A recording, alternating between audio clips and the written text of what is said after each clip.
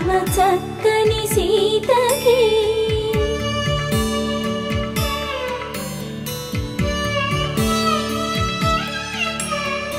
ఎర్ర జాబిలి చేయి రాముడేడని అడుగుతుంటే చూడలేదని పెదవి